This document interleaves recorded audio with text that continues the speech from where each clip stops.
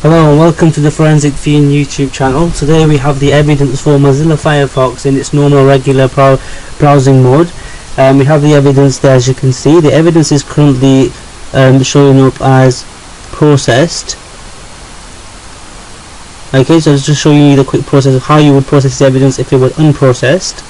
I'm going to click on view and go to records to see the records created by Encase from the actual processing.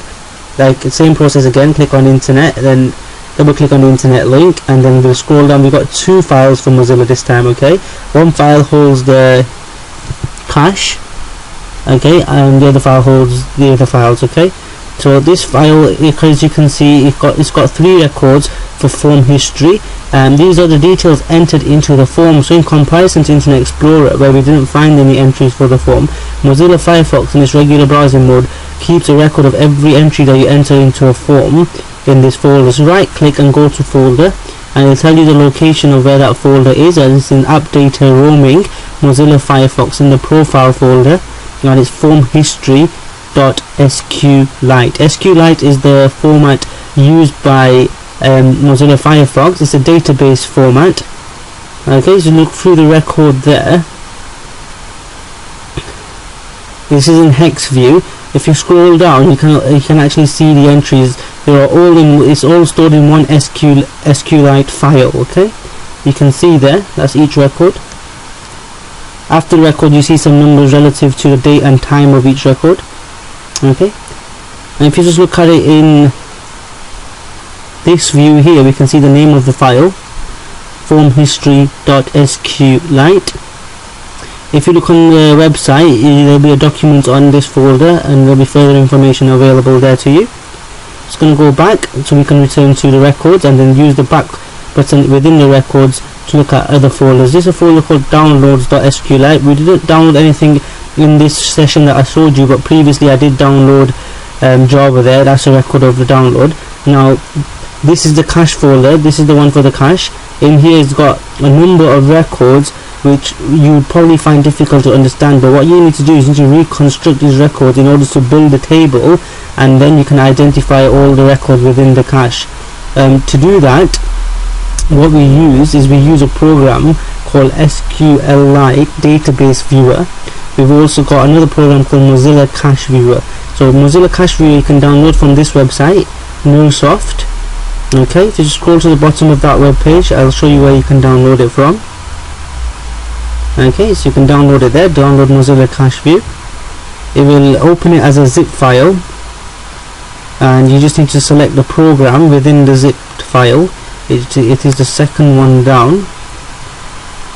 It's that one there. Double click on that, let's extract it, and this is the program that we have. Now in order for us to actually get the cache file from the evidence into this program, what we need to do is we need to mount the evidence file onto a drive. So I'll show you how to do that now.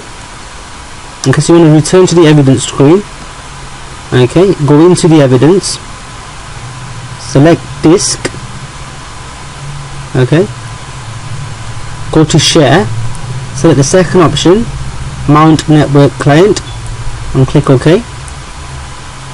You can see that the evidence has now been mounted on volume Z. Okay, so we can go to my computer, volume Z, double click on that. You want to navigate to the cache. It's in the C drive. First of all, a good thing to do is you want to see the hidden files, so go on file options and just make sure that we can view the hidden files. Okay, so we're going to go into the C drive, users, click on the user, app data, we're going to go into local, Mozilla, Firefox, profiles, click on the profile.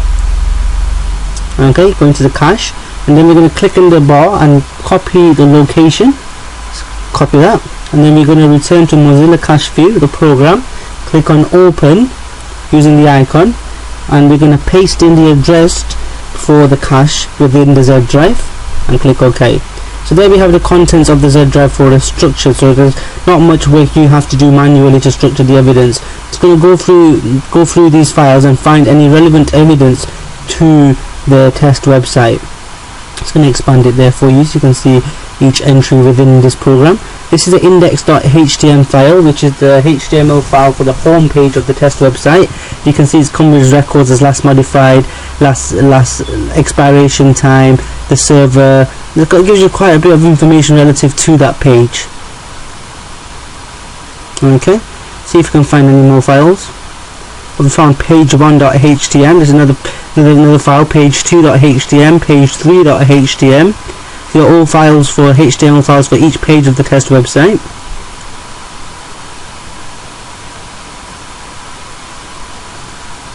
Scrolling down further to see if we can find any more evidence.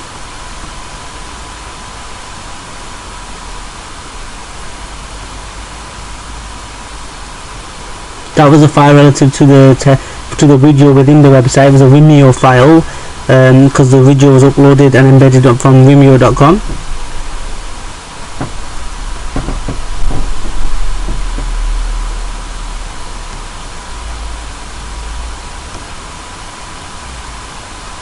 Okay, then we have another file which is from Vimeo.com. This is a cookie.php file, which is the page which created the cookie.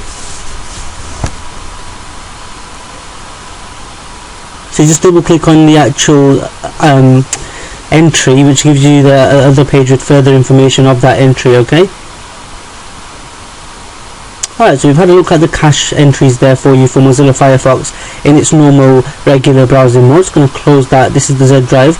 We're just gonna go back.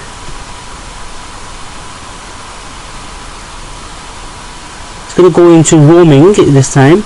Go into Mozilla again. Go into the profile. We have files within this folder. We have files such as cookie.sqlite, downloads.sqlite. So all the other folders are located in this address, and the cache is located in the local address. Okay. So this is the cookies. This is the cookies folder. Now this is something quite interesting here. Using the SQLite data browser, when I've opened the cookies one, I couldn't find anything. This is for another folder within the entry. But like I was saying, I couldn't find anything for the cookies folder. So what I did, I downloaded another program called Mozilla Cookies Viewer, which we'll get onto in a second.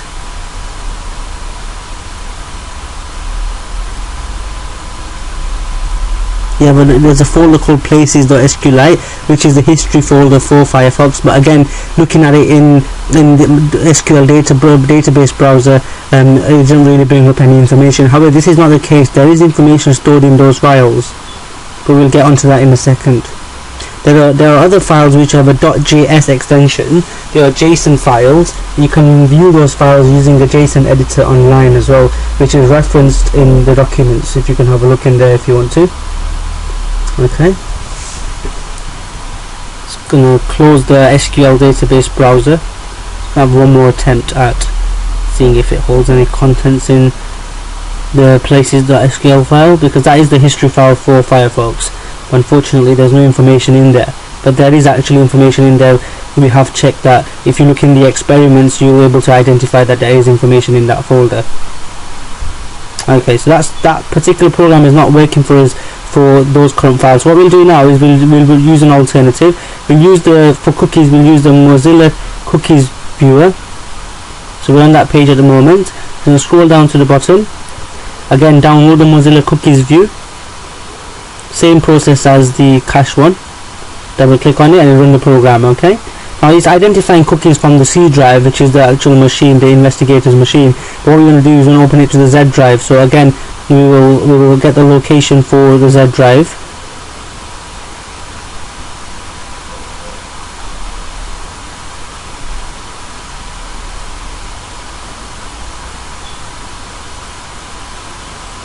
Gonna get the location for you now. It's better just to copy and paste it. So C drive, users, Zulfikar Patel, app data, roaming, Mozilla, Firefox, profiles. Okay, it's the cookie folder that we're looking for. So what we'll do is we'll get the address, and then we'll just type in cookies.sqlite after the address. Just copy the address from the address bar.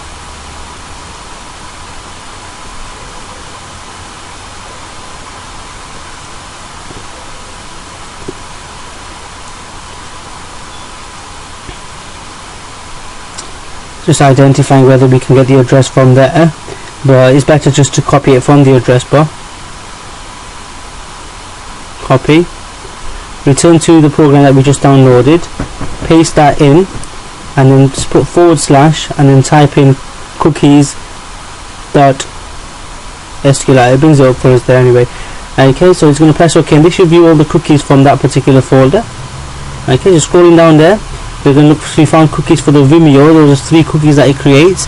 Documentation explains these 3 cookies created by Vimeo, but the one that we're mainly interested in is the final cookie at the bottom of the page, which is a janus.uclan.ac.uk cookie. It tells you the path for the cookie, it tells you the name of the cookie, the value that we've entered in the cookie, and also tells you the expiration date. Okay, so that's pretty much valuable information to an investigator. The cookies, the cache, and the places.sqli folder. We haven't really shown you in this video the contents of that folder, but if you look at the documents, there is a document for that particular file and gives you further information on that. Okay, I advise you to do further investigation. Don't just use the evidence processor. You can manually navigate through the files to find the evidence yourself. Okay, thank you for watching ForensicFeen.